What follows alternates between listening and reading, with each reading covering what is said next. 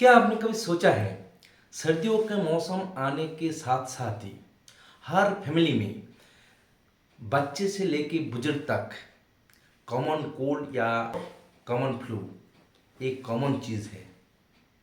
But don't worry, today I can reveal a secret to staying healthy and vibrant बच्चे को लेकर और अपने फैमिली को कैसे वाइब्रेंट रख सके इन वीडियो के जरिए से। तो अंत तक जरूर देखना और ये स्टेप्स फॉलो करके आप भी अपने बच्चों को साथ ही साथ अपने फैमिली को भी सुस्त और बेहतर रख सकते हैं। तो पहले जान लेते हैं common cold and common flu ये क्या है। ज़्यादातर लोग समझते हैं कॉमन कोल्ड और कॉमन फ्लू सेम है, मगर ये नहीं होता है। पहले जान लेते हैं इनका सिम्टम क्या है।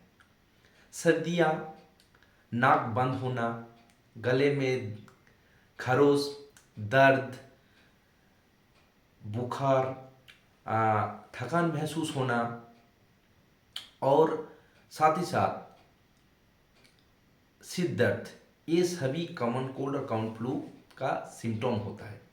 तो इनमें से कॉमन फ्लू कौन सा है और कॉमन कोल्ड कौन सा है।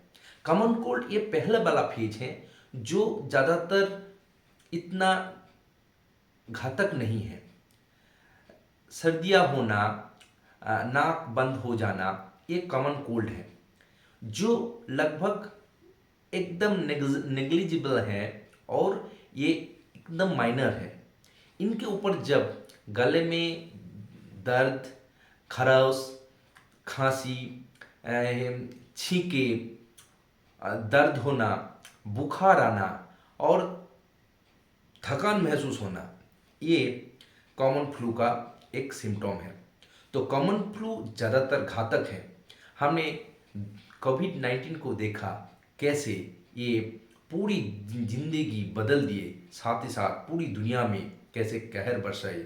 ऐसे ही एक जब इन्फ्लुएंजा वायरस आया था तो 100 साल पहले, तो तब भी ऐसे ही एक पैंडेमिक सिचुएशन क्रिएट किए थे। तो ये जो कॉमन फ्लू या कॉमन कोल्ड, इनका पीछे का बेसिक साइंस क्या है, ये स्प्रेड होने का बेसिक साइंस अगर आप जान लेंगे तो आप देखेंगे कि कैसे हम इनको अवॉइड कर सकते हैं और हमारा जो बॉडी का रिस्पॉन्स सिस्टम है कैसे काम करते हैं ये जानते हैं। जब सर्दियों का मौसम आता है तब वेदर कूल हो जाता है और ये ठंडी मौसम में नमी कम हो जाता है। इसी कारण से जो वायरस है, इन्फ्लुएंजा जैसे वायरस और कई तरह के वायरस हैं, वो एक्टिव हो जाता है।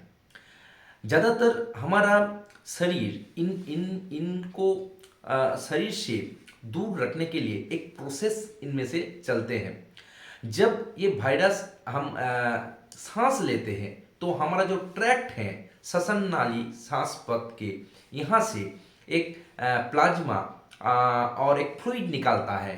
वो क्या करता है, हमारा जो नासिका का जो लेने की सांस लेने की जगह है वहाँ पर पहले ब्लॉक कर देते हैं।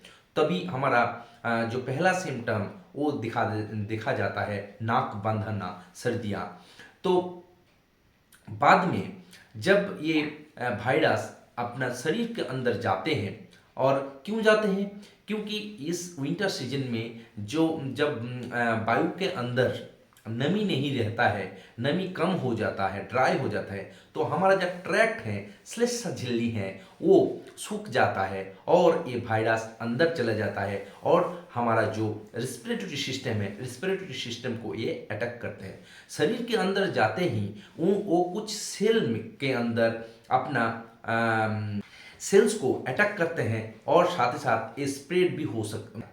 तो हमारा बॉडी, हम इसके अगेंस्ट एक सिस्टम जिसका नाम है PRRS, साइटोसिस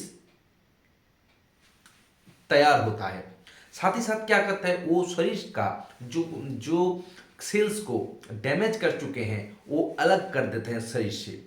तब बाद में टी सेल्स एक्टिवेट होता है और T cells cytokinetic cytotoxic T cells directly इन वायरस को किल करता है। तभी इन वायरस को दूर रखने के लिए शरीर में और बी सेल भी एक्टिवेट होता है और ये बी सेल एंटीजन तैयार करते हैं और हमारा शरीर में वो जो वायरस के बीच एक वॉल तैयार करते हैं ताकि ये वायरस ज़्यादा अंदर तक ना पहुंच पाए। तो ये बाद में ये जो टी सेल और जो बी सेल वो बाद में मेमोरी सेल में बदल जाता है। जब ऐसा वायरस हमारा शरीर के अंदर आता है तो ये एक एंटीबॉडी तैयार करता है और ये एंटीबॉडी मानो कैसे हैं, एक फौज है जो बाहर की जो हमारा डिफेंस सिस्टम को मजबूत करता है ताकि बाहर का जो वायरस अंदर ना आ सके। तो जब ये वायरस अंदर आता है तो हमारा सेल्स डैमेज होता है और हमारा जो इम्यून सिस्टम डिफेंस सिस्टम है वो भी लड़खड़ा जाता है।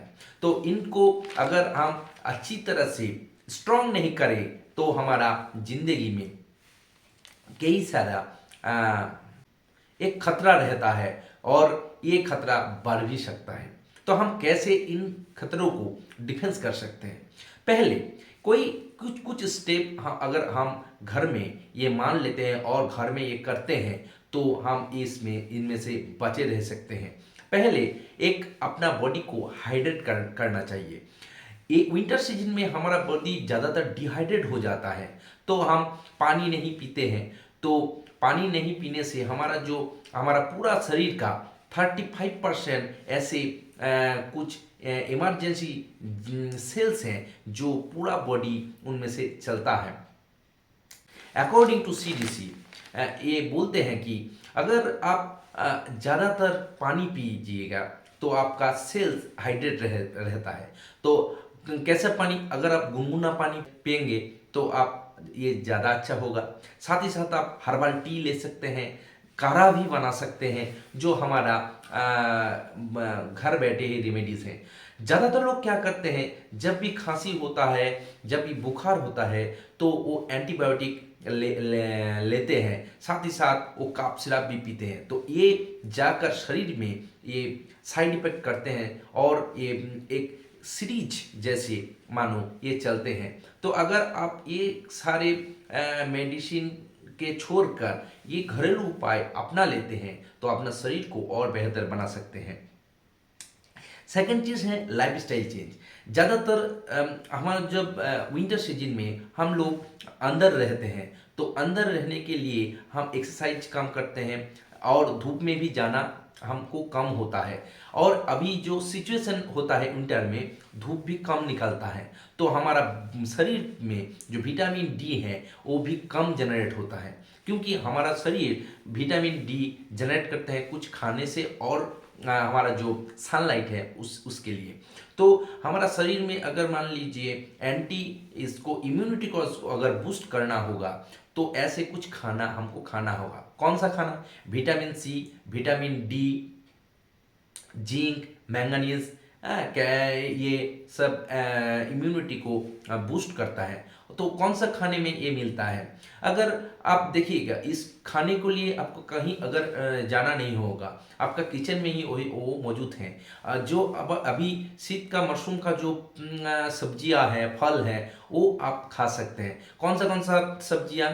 गोभी खा सकते हैं, पत्ता गोभी खा सकते हैं, पालक खा सकते हैं और बैगन खा सकते हैं जिसमें highly properties vitamin and minerals हैं जो आपको बॉडी को ये ज़्यादातर मिनरल्स का सप्लाई कर सकते हैं। साथ ही साथ आप विटामिन सी जैसे कि संतरे खा सकते हैं, नींबू खा सकते हैं, आंवला खा सकते हैं और कई सारे बेरीज इसमें से पाया जाता है जो ये भरपूर मात्रा में मिलता है। साथ ही साथ अगर आप सबसे अच्छा है कि आप इन विंटर सीजन में अगर आप पालक खाए तो पालक में ऐसे उपादान है जो हमारा शरीर में कई तरह का मिनरल्स का पूर्ति करता है।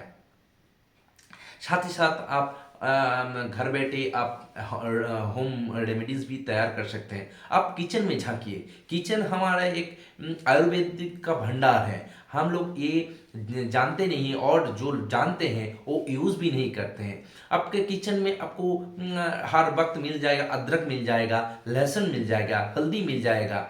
ये एक एंटीवायरल प्रॉपर्टीज है। ये खाने में ज़्यादातर लेने से और ये खाने से आप इन वायरल फीवर्स को रोक सकते हैं। कोई कोई इनमें से अगर आपको नहीं मिलता है और नहीं खा पाते हैं तो आप सप्लीमेंटेशन भी कर सकते हैं, एंटीऑक्सीडेंट भी साथ साथ ले सकते हैं, ताकि आपका इम्यून सिस्टम इतना जानदार रहे, जो आपका डिफेंस सिस्टम बॉडी का मैकेनिज्म है वो आपका सही रहे और ये वायरल को आप रोक सकते हैं। तो फ्रेंड्स, इन टॉपिक्स में आपका फेवरेट विंटर वेलनेस टिप्स कौन सा है, कमेंट कीजिए। नीचे कमेंट में लिखिएगा कि कौन सा video health related tips and topics आप देखने पसंद करेंगे। लाइक सब्सक्राइब जरूर करना, ताकि आपको ज़्यादा इन्फॉर्मेशन दे सकूं, और अपना विंटर बॉडी को टैग कीजिएगा। हेल्थ टिप्स आप उन्हें देना चाहते हैं, ताकि उनको इन सर्दियों के मौसम में बेहतर महसूस हो। Thank you. मेरा नाम है प्रशांत बोहरा और मैं एक लाइफस्टाइल वेलनेस ट्रांसफॉर्मेशन कोच हूँ। अगर इनमें से आप अगर ज़्यादा और कुछ जानना चाहते हैं, और भी वेबिनार लिंक दिया हुआ है वो अटेंड कर सकते हैं, और फ्री ई बुक भी ले सकते हैं इम्यूनिटी के, कैसे आप इम्यूनिटी को बूस्ट